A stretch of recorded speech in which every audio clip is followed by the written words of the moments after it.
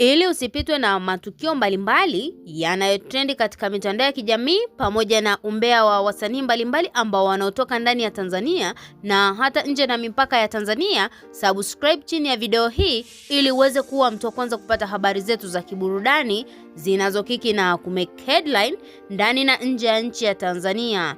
Diamond Platinum ameamua kuzua gumzo katika mitandao ya kijamii baada ya mke wake kujifungua salama. Ameamua kufunguka waziwazi ni mambo gani ambayo yamekuwa yakiendelea, yeye akiwa akifumbia macho kwa upande mwingine.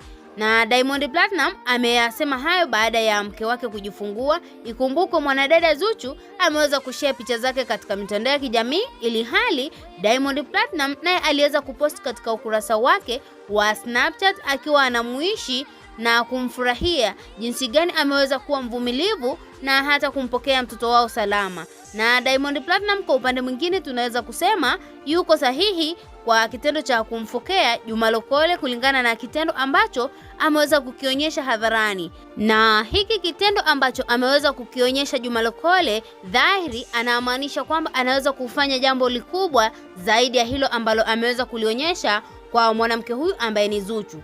Je, unahisi kwamba Juma Lokole kwenda kutangaza katika mitandao ya kijamii ya kuwa ujauzito ambao alikuwa ameubeba mwanadada Zuchu yeye anahusika, yani anamaanisha yeye ndio baba mzazi wa mtoto aliyezaliwa? Na kitendo hiki kimeweza kuwachukiza watu wengi ikiwemo Uncle Shamte, Mama Dangote na hata Esma Platinum ameweza kulikemea jambo hili kwa sababu wanahisi Diamond Platinum ndo mhusika wa mtoto huyu unayemwona katika screen yako. Na kama ukizingatia kwamba Diamond Platinum aliweza kumfariji na kwenda hospitalini kile kipindi ambacho mwanadada Zuchu alienda kujifungua, Diamond Platinum aliweza kumsupport bega kwa bega mpaka pale ambapo mtoto alivyoweza kuzaliwa.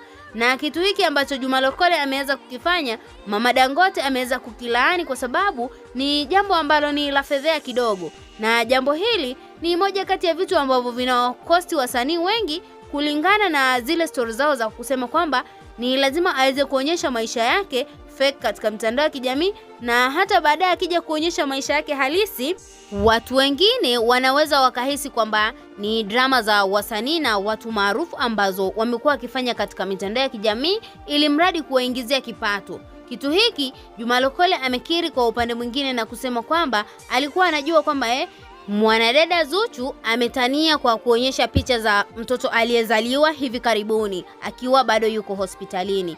Tuachie maoni yako ndani ya comment section na usisahau kuwashauri watu hao kulingana na sakata lao ambalo limeweza kutisha katika mitandao ya kijamii hivi karibuni.